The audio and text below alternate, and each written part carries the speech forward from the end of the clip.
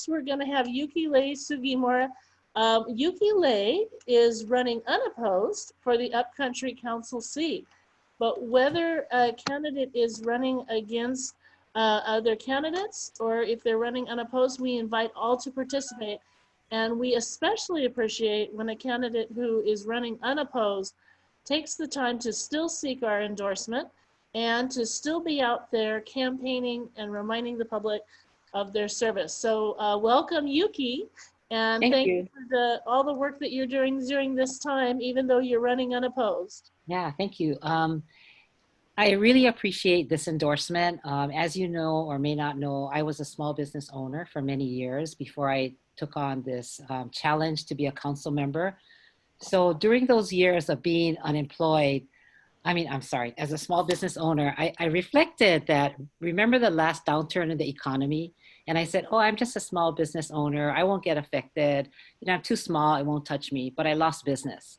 And that's when I really realized the importance of a strong economy. And even for my little business that I did, like Wailuku First Friday, and I did a lot of community engagement activities and cultural things, that it trickled down and it hit me.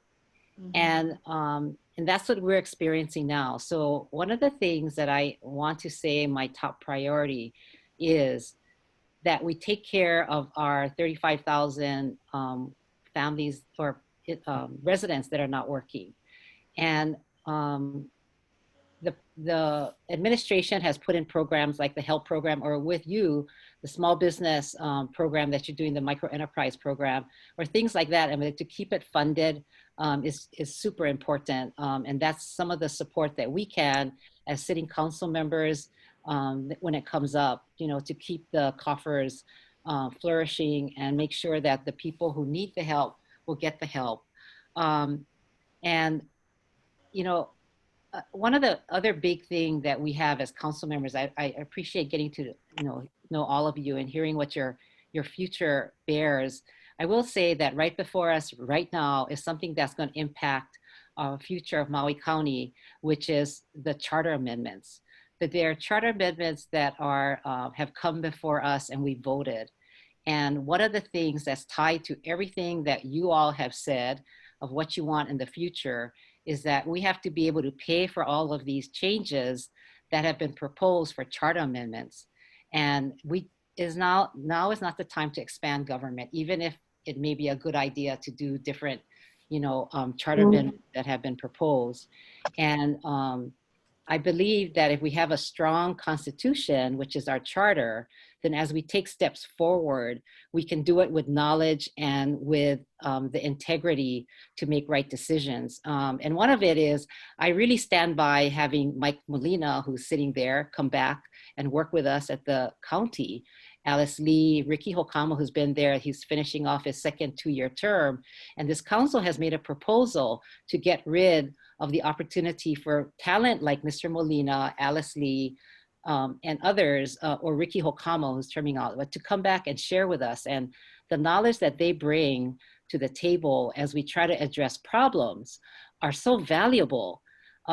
But anyway, that's one of the charter amendments, and it's a little bit on the side, but it's a huge statement that the council is making in terms of the value of experience, which I think there's lots.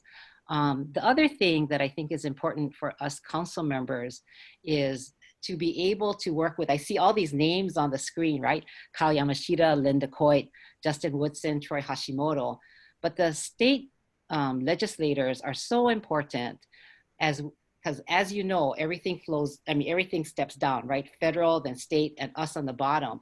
And if we're able to collaborate and work with, and I must say that I have to express our appreciation, because a lot of times Kyle Yamashita, who he and I are upcountry, we go to the upcountry farmers market once a month before COVID, and I see him solving problems, policy problems through, by understanding policy. I mean, he's super good at it, and bringing money, all of them, because it takes all their votes, but to support the council with different projects that we have. So collaborating with with the state and of course, touching our friends in the federal government because they can bring money to us.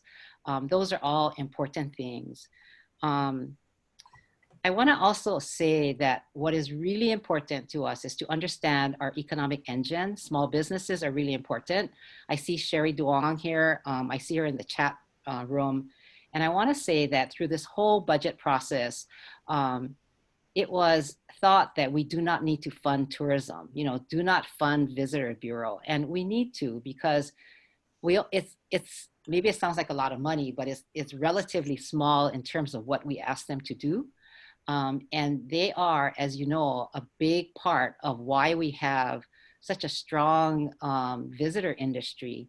And the steps that we've taken from last term to now is to manage the visitors, and I think that our big picture on all of that was always to have visitors to come in and for them to be the high-end visitor.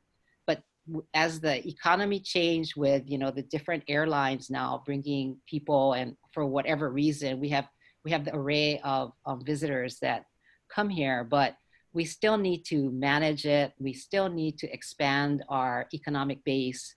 And I know that agriculture is being talked about, but it's something that's going to take a long time, right? Because as you know, my garden does not grow in a few months, and neither does it bear fruit that fast either. And it's going to take time and talent.